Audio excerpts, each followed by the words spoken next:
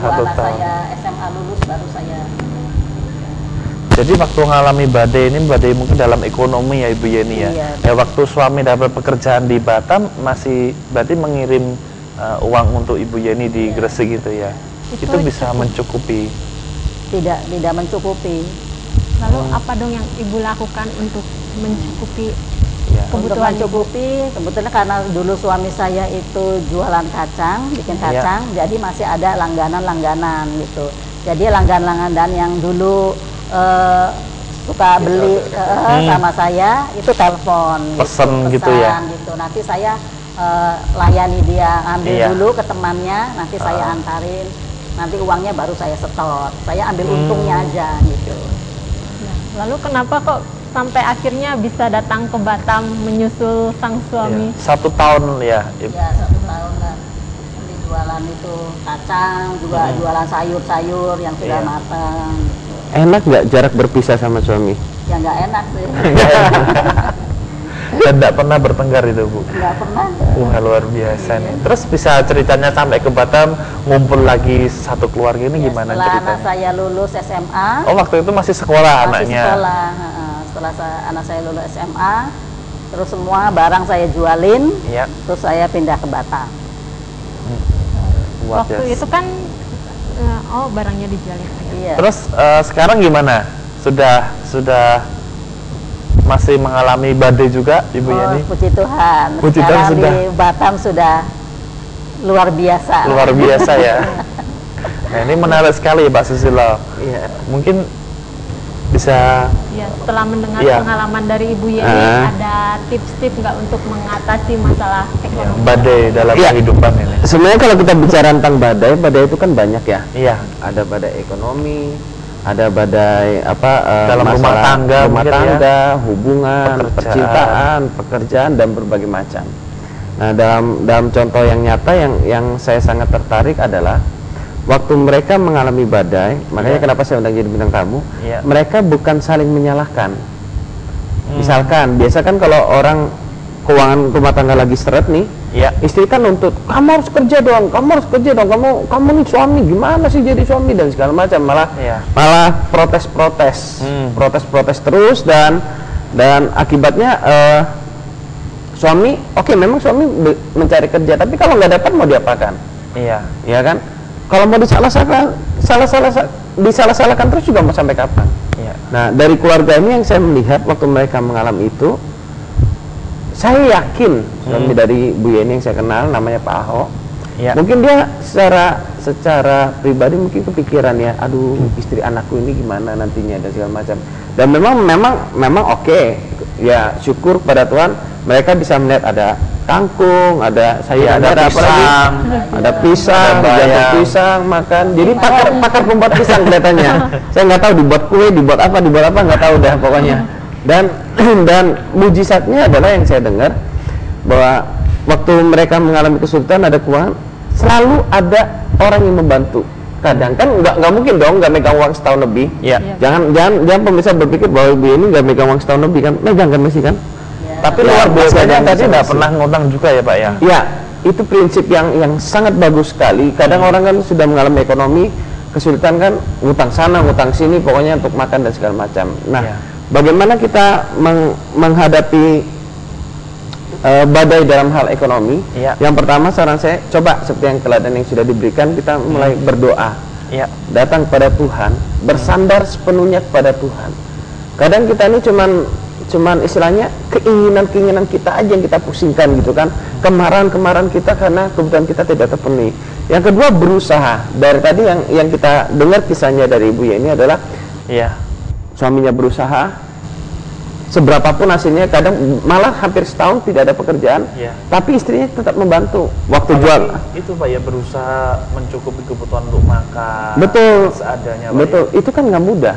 Betul. Saya dengar dari mereka sebenarnya untuk jangankan makan ayam, makan tahu tempe aja sekali-sekali waktu itu. Kenapa? Karena mereka benar-benar ngambil dari alam, dari alam.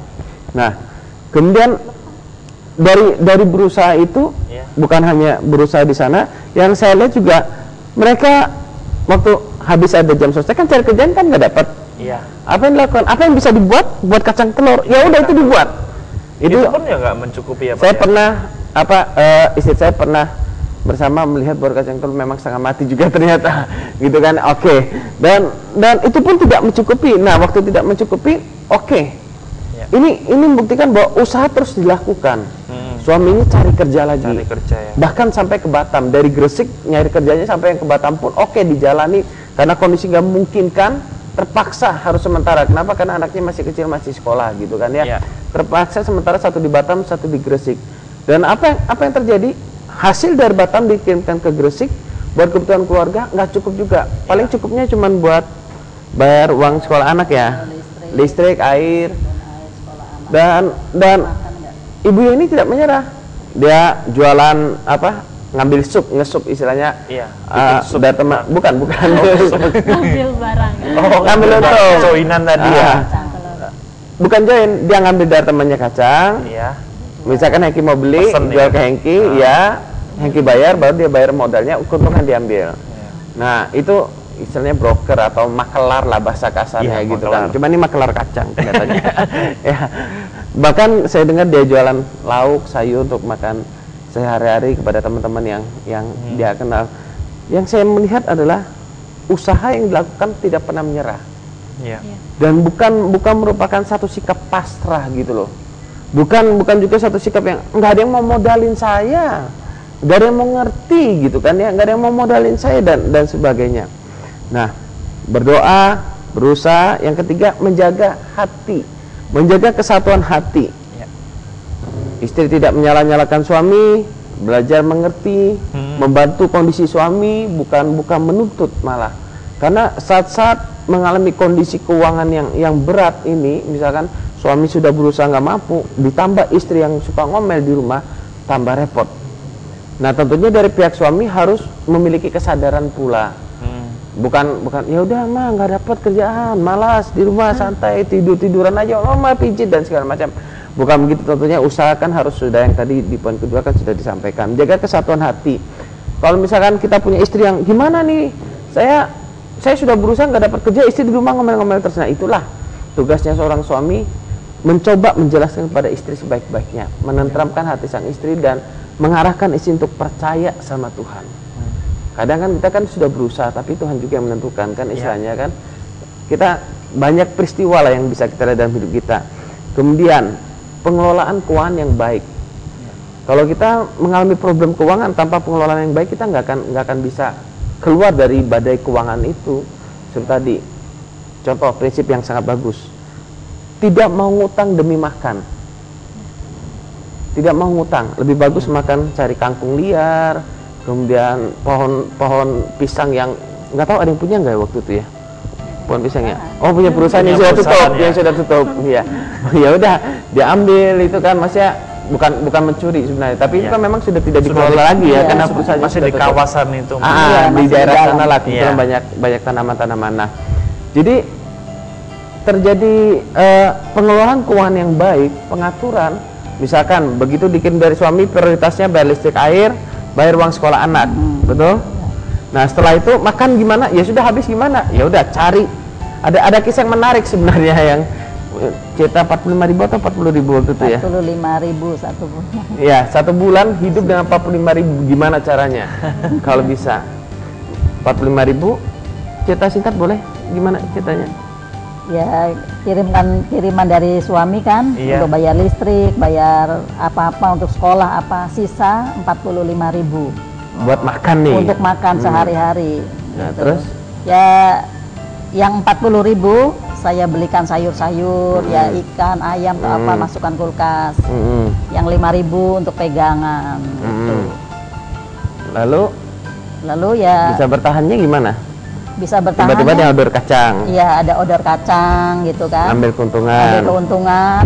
Nanti yang ini untuk jualan sayur yang sudah matang. Dari keuntungan itu jualan sayur yang matang. Iya, yang jual sayur matang itu. Dari hal yang kecil-kecil yang diputar, kelihatannya kan, kelihatannya uang kalau zaman sekarang 40.000 bisa buat apa sih gitu kan. Tapi 40.000 kan kalau di tangan orang yang bisa mengelolanya, muter untuk bertahan hidup, ternyata bisa gitu kan ya. Bukan hanya bertahan hidup, sekarang sudah punya rumah. Ya, oke.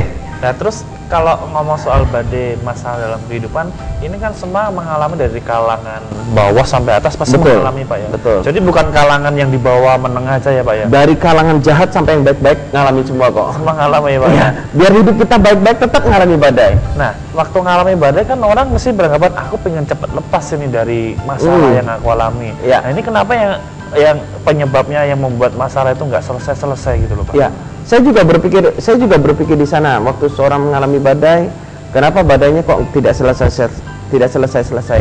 Saya mencatat minimal ada 4 hal yang mengakibatkan badai itu tidak pernah selesai dalam kehidupan seorang. Yang pertama adalah pola pikir yang salah. Pola pikir yang salah Pak ya. Pola pikir yang salah ini mempengaruhi perasaan. Nah, dari perasaan mempengaruhi keinginan kita, benar nggak? Karena dari Ya. pola pikir yang salah, perasaannya jadi nggak enak, keinginannya jadi nggak enak, tindakannya muncul yang salah. Saya ambil contoh. Iya. Misalkan seorang yang kena PHK, dia berpikir, aduh inilah akhir dari hidupnya. Kenapa? Karena aku nggak bisa makan lagi, aku nggak bisa bekerja, aku nangis dan segala macam. Istri anakku mau makan apa? Dia stres, dia berteriak, dia berpikir, ini aduh mati aja aku. Misalkan dia begitu. Iya. Karena dia punya pola pikir yang salah, dia berpikir dia di PHK akhir dari segalanya. Iya. Akhirnya dia malas bekerja, malas makan, tidak melakukan apa-apa. Dia Pasrah, merenung ya. saja, meratapi nasib, menyalahkan diri, bahkan dia bisa bunuh diri. Gitu kan, bisa terjadi reaksi yang salah Karena pola pikir yang salah ya. Atau misalnya orang itu di PHK bisa juga, aduh sekarang kerjaan susah apa semua, nggak ada kerjaan halal yang bisa menghasilkan sekarang. Ya sudah, paling enak tuh ngerampok. Jadi dia perampokan. Kenapa? Karena pola pikir yang salah. Semuanya diawali bagaimana reaksi kita terhadap masalah. Pola pikir yang salah mengakibatkan tindakan yang salah, dan tindakan yang salah mengakibatkan badai itu akan terus berlanjut dalam hidup kita. Dari satu badai ke badai lain, satu badai ke badai yang lain. Seorang wanita misalkan sudah hilang kegadisannya karena diserahkan pada pacarnya. Ya. Karena pola pikir yang salah, misalkan ya sudah aku sudah terlanjur tidak gadis lagi, ya sudah mau apa lagi, ya udah aku senang-senang aja dah, temani ape-ape dan segala macam, yang penting dapat duit dan segala macam. Pola pikir yang salah bisa mengakibatkan badai yang lebih besar. Makanya badannya nggak berlalu-lalu, Nggak berlalu, justru tambah badai ya Pak ya. betul, nambah. Kenapa? Karena reaksinya salah. Iya. Nah, untuk kita menghadapi masalah, kita harus benar pola pikirnya terlebih dahulu. Nah, yang kedua, yang saya lihat kenapa badai itu lama berlalu. Karena ada ketakutan dan kekhawatiran yang berlebihan, sehingga kita nih nggak berani bertindak. Usaha barusan mengalami kegagalan karena aku dulu